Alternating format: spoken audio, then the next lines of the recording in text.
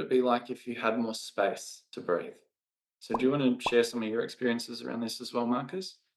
Yeah, I had a really strong pattern in my body in this era, especially then with tension in my solar plexus and then pushing onto my stomach, leading to heartburn and all that stuff.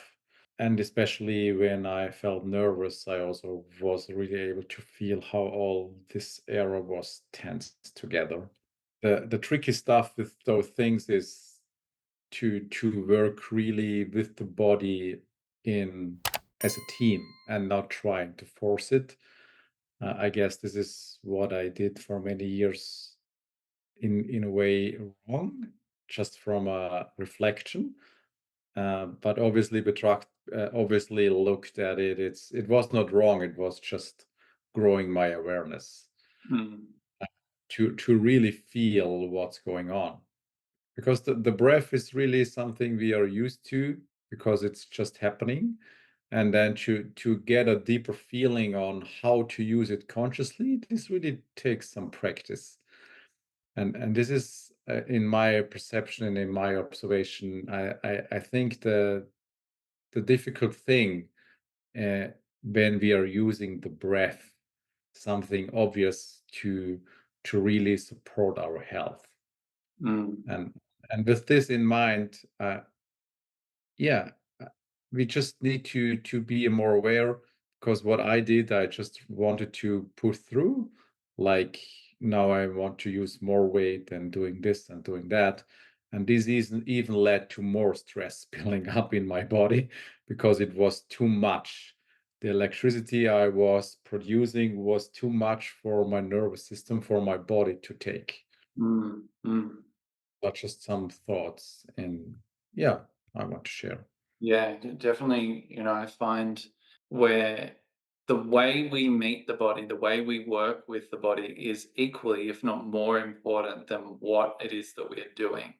Yeah. And so, if we have developed a relationship of force, of control, of pushing with our body, then like a mirror, it's going to reflect that way of being back.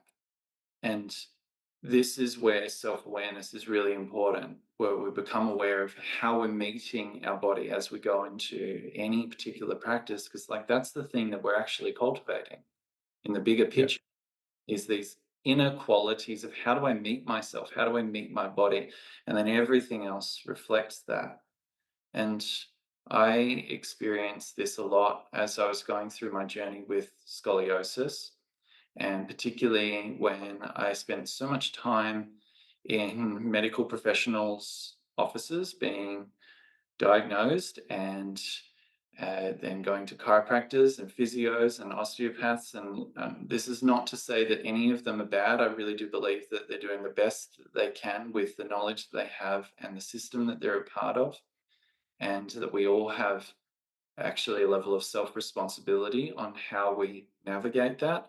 And one of my goals is to share the learnings that I've had over the last 20 years with myself and like literally thousands of people on bringing the power back to our bodies, that we do have the power to heal. And as I started to, going through scoliosis, it's a postural issue, and so I was really into posture. I wanted to do anything that I could at that point to improve my posture, and from like forcing myself to try and be up straight to different stretches and all sorts of different things, but I neglected the thing that was inside, which was driving the way that your spine moves and rearranges itself, and that's the diaphragm. And so I noticed that as I started to open up this area, then a lot of the other physiological processes that were stuck and tense started to improve. And then my spine started to actually loosen up and open up. And I do believe that it's because of this that this the medical system doesn't have a lot of experiences with this change happening. A surgeon has experiences with cutting the body and doing surgeon things. And so they have evidence around that. A chiropractor will have evidence around adjusting the body, seeing change. It doesn't always stabilize that way because the nervous system needs to learn. But what we have is a lot more evidence and experience with the power of self practice, of continually connecting with the body and focusing on clear things like the mobility of the diaphragm in this case, and then the effects of that over time. And this does take some practice. And Yeah. but it's the goal here is actually self-empowerment in your practice in the way that you connect with your body. It's just really hitting the main things or the important things when we are using the breath, what you often also talk about. It's really a powerful thing.